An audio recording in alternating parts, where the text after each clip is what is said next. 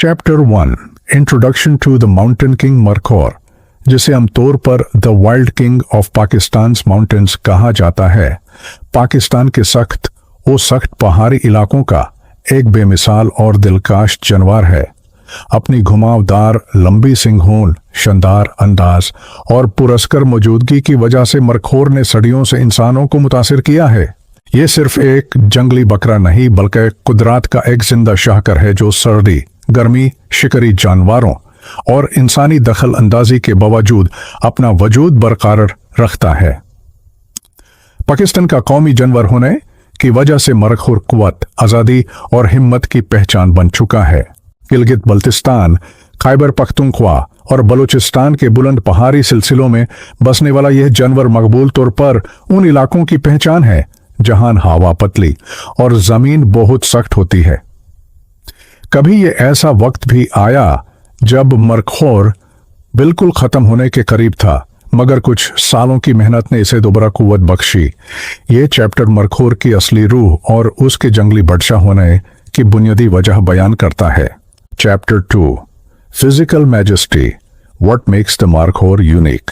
मरखौर की शक्लो सूरत एक नज़र में ही इंसान को मुतासिर कर देती है। उसके लंबे और स्पाइरल हॉर्न्स इसे दुनिया के तमाम बकरों से बिल्कुल मुख्तलिफ बनाते हैं। मर्दों की सींग बहुत लंबी होती हैं जो कभी कभी 50 से 65 इंचेस तक बढ़ जाती हैं। उनकी घुमावदार सूरत ऐसा लगता है जैसे कुदरत ने खुद एक नक्श बनाकर इसे ताज पहनाया हो। मरखौर की घानी और मोती कोट हर मौसम के मुताबिक बदलती है। सर्दियों में बड़ी और गर्मी में पतली। मर्दों के लंबे बाल खास तौर पर मूंछ और सीनाई पर उनको जंगली बादशाही का एक अंदाज देते हैं। उनकी आंखें बहुत तेज होती हैं जिससे वो दूर से शिकारी और खतरे महसूस कर लेते हैं। मरखौर एक बेमिसाल क्लाइंबर है। वो बिल्कुल सीधी चट्टानों पर भी आसानी से चढ़ जाता है। उसके खुर कुदरती तौर पर ऐसे बनाए हैं जो पत्थरों पर मजबूत पकड़ बनाते हैं। ये ही वजह है कि इसे वाइल्ड किंग कहा जाता है। उसका जिस्म ही पूरा माउंटेन लाइफ के लिए डिजाइन किया गया लगता है।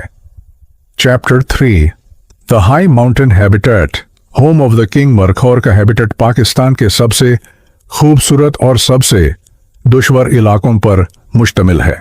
यह जानवर हिंदू कुश, काराकोरम और हिमालय के उन ऊंचाई इलाकों में रहता है जहां सर्दी बहुत शदीद होती है, हवाएं तेज चलती हैं और ऑक्सीजन बहुत कम होती है। गर्मियों में मरखौर बुलंद जगहों पर जाता है जहां हरा भरा चारा होता है, जबकि सर्दियों में नीचे आता है जहां पट्टों और झाड़ियों से घिसा मिल सकती है। ये वर्टिकल माइग्रेशन मरखौर के सर्वाइवल का अहम हिस्सा है। यह इलाकाई खूबसूरत होने के बावजूद खतरे से भरे रहते हैं। स्नो लेपर्ड, वुल्फ और दूसरे शिकारी मरखौर का पीछा करते रहते हैं, मगर फिर भी यह जानवर अपनी चालाकी और चुस्ती से इन खतरों को बरबर मात देता है। चैप्टर 4 बिहेवियर, सोशल स्ट्रक्चर मुनाज़म निज़ाम पर चलती है। मरखौर की जिंदगी और औरतों के ग्रुप्स अलग होते हैं। औरत मरखौर अपने बच्चों के साथ ग्रुप्स में रहती हैं, जबकि मर्द ज्यादातर अकेले या छोटे ग्रुप्स में रहते हैं।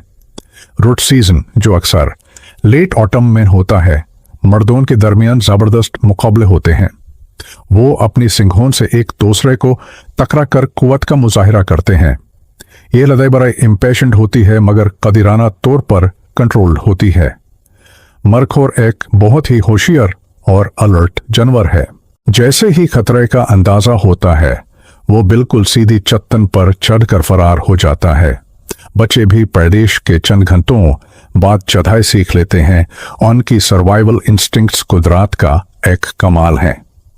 Chapter 5 historical significance and cultural symbolism, मुख्तलिफ रिवायात और लोक कहानियों में मरखौर को एक पाक और बदतमीज जानवर समझा जाता था। पुराने दौरों में यह कहा जाता था कि मरखौर के स्पाइरल हॉर्न्स जहर को बेअसर कर सकते हैं और सांप को दूर रखते हैं। ये बात सही ना भी हो, लेकिन इससे यह साबित होता है कि लोग मरखौर को कितना मुक़द्दस समझते थे। पाकिस्तान में मरखौर कौमी फख्र का एक निशान है। ये आर्मी के सिंबल्स, नेशनल एम्बलम्स और वाइल्ड लाइफ ऑर्गेनाइजेशंस के लोगोस में इस्तेमाल होता है। नॉर्दर्न एरियाज के लोग अब भी मरखोर को माउंटेन गार्डियन के तौर पर देखते हैं। कदीम दौरों में इसकी शान और शौकत की वजह से इसका शिकार बहुत होता था, जो बाद में इसकी तदाड़ के लिए खतरनाक साबित हुआ।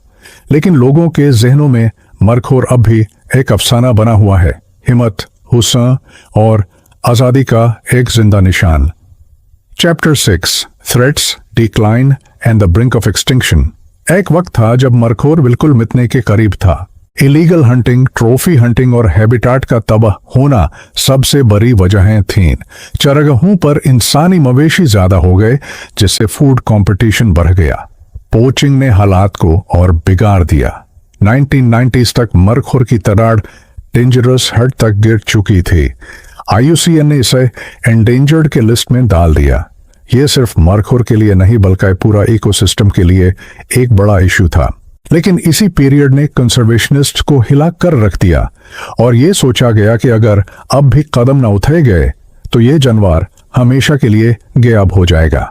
Chapter 7 conservation success, a remarkable comeback. Markhor की कमबैक स्टोरी दुनिया की सबसे कामयाब वाइल्ड लाइफ रिकवरी कहानियों में शामिल हो चुकी है। पाकिस्तान ने कम्युनिटी बेस्ड कंजर्वेशन प्रोग्राम शुरू किए, जिसमें लोकल लोगों को वाइल्ड लाइफ की हिफाजत का हिस्सा बनाया गया। लीगल ट्रॉफी हंटिंग प्रोग्राम से कम्युनिटीज को पैसा मिलना शुरू हुआ, जिसकी वजह से लोग शिकार के मुखालिफ हो गए और मरखोर के मुहाफिज बन गए। थोड़ा थोड़ा करके मरखोर की तादाद बढ़ना शुरू हुई। 2015 में IUCN ने मरखोर को एंडेंजर्ड से हटाकर नियर थ्रेटेंड कैटेगरी में डाल दिया, जो बहुत बड़ी कामयाबी थी। आज मरखोर फिर से पाकिस्तान की पहाड़ियों में फख्र से घूमता है। यह सिर्फ जानवर की जीत नहीं, पाकिस्तान की वाइल्ड लाइफ कंजर्वेशन का एक नुमाया सबूत है। Chapter 8 conclusion, the eternal king of the mountains. Markhor की कहानी कुदरत की मजबूती और इंसानी जिम्मेदारी का एक जिंदा मिसाल है। उसकी शानदार सिंहों से लेकर उसकी चुस्ती, ताकत और सर्वाइवल स्किल्स तक हर चीज कुदरत के आला किरदार का हिस्सा लगती है। मरखोर ने बहुत मुसीबतें देखी, लेकिन फिर भी वापस उभर कर सामने आया। आज यह पाकिस्तान की शान, कुदरती विरसा और एक जंगली अफसाना बन चुका है। अगर हम इसे महफूज रखें तो यह जंगलत का शहंशाह हमेशा हमारी पहाड़ियों पर हुकूमत करता रहेगा। ये वाइल्ड किंग पाकिस्तान का एक लाफानी निशान बन चुका है।